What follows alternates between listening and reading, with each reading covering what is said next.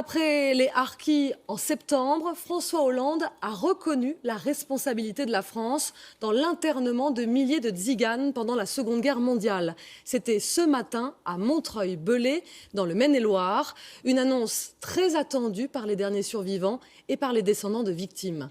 Julien Cholin et Alexis Fischer. Survivant des camps, cet homme raconte au président l'enfer qu'il a vécu. Derrière lui, c'est toute la communauté tzigane qui assiste avec émotion à cette cérémonie. Ce matin, François Hollande a reconnu la responsabilité de la France dans l'internement des leurs dès 1940.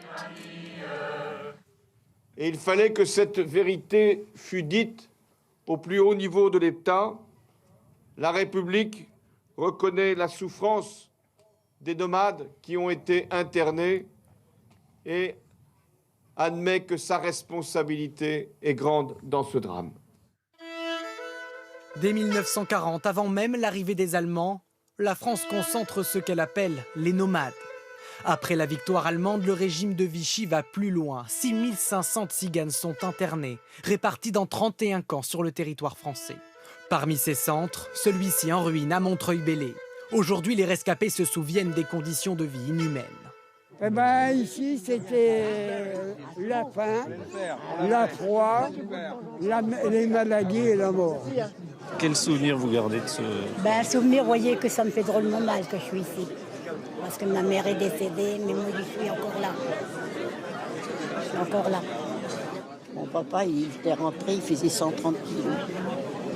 Il est réduit, même pas 40 kilos. Il est mort de faim, monsieur. De faim, et c'est pas les Allemands qui nous gardaient, c'est les Français. Les Français. Des prisonniers que le gouvernement français tardera à libérer. Ce n'est qu'en mai 1946, un an après la guerre, que les camps seront définitivement fermés. Sur place, François Hollande a par ailleurs promis l'abrogation définitive d'ici à la fin de l'année du livret de circulation. Un carnet imposé aux gens du voyage depuis 1912. Chaque année, il devait être visé et tamponné par les gendarmes. Une obligation administrative dénoncée depuis toujours par la communauté tzigane.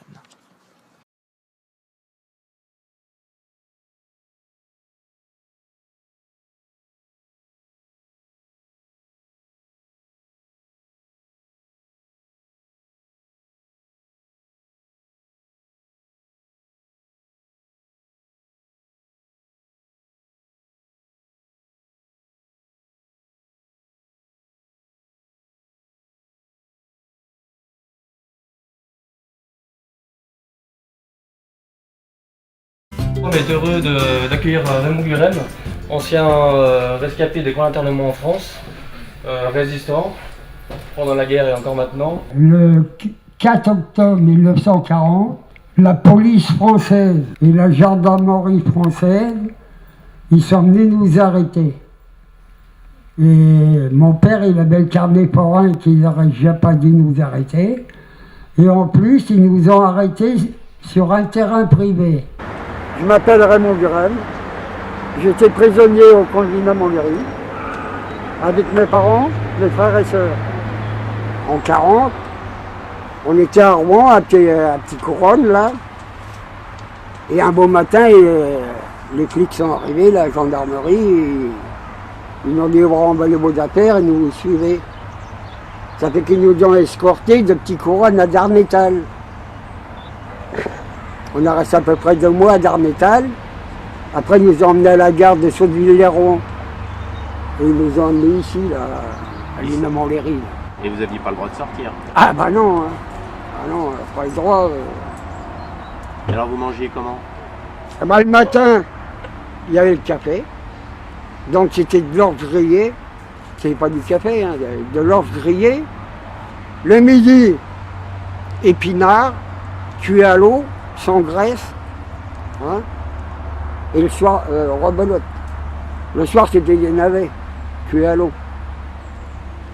Pendant 2 ans comme ça. Jamais un bout de viande, jamais un bout de beurre, non. Et il touchait les cartes d'alimentation. C'est lui le maire d'Arpajon, là, c'était Beautray en ce moment-là. Il avait son hôtel là-haut qui disait restaurant.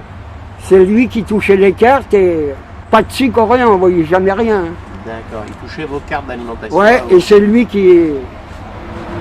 D'abord c'est bien simple, j'ai la carte là, comme quoi que...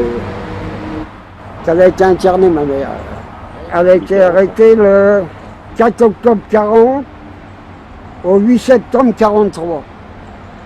Oui, c'est marqué dessus. La carte n'a été éditée qu'en 82. En 82 qu'ils ont fait ma mère. Donc avant, ils ne l'ont pas reconnu comme interné Non, politique. non. Parce qu'ils disaient que le camp n'avait jamais existé à l'INA, qu'il n'y avait jamais eu de camp de concentration. Et c'est une histoire qui est importante à raconter aujourd'hui à vos enfants? Non, non. Ils savent qu'on a été dans les camps, mais ils ne savent pas ce qui s'est passé. On me questionne des fois, mais comment c'était? Ben, c'était comme c'était, voilà. Victimes de leurs différences, 201 nomades et forains, raflés par les nazis en Normandie, furent internés dans l'autodrome de novembre 40 à avril 42. En 2 ans de temps, il n'y a pas un Allemand qui est venu nous voir. Il n'y a que la police d'Arpajon et la gendarmerie de Montlhéry. Même l'hiver, pas de feu. Il n'y avait pas de feu, on marchait du pied dans la neige, on avait plus de souliers.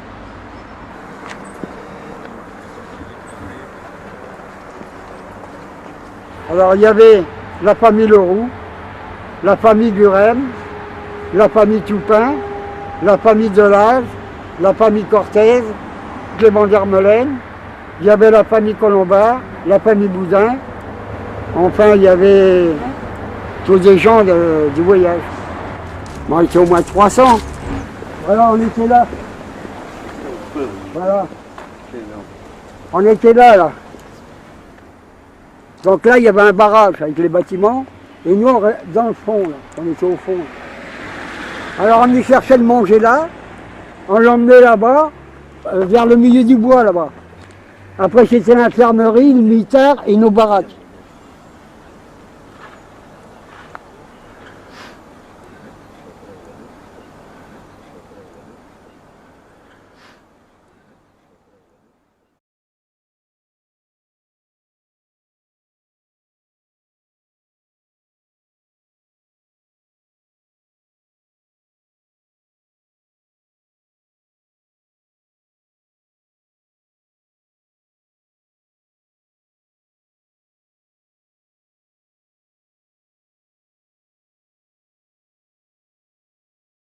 Ils nous ont remis, là c'était Vernay, mais ils nous ont remis au camp d'Aubé-Russel, dans un camp de haute discipline.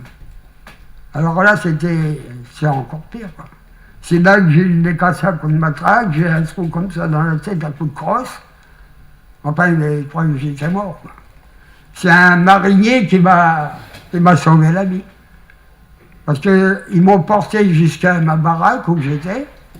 Et le marinier, il a coupé un bout de fil de fer.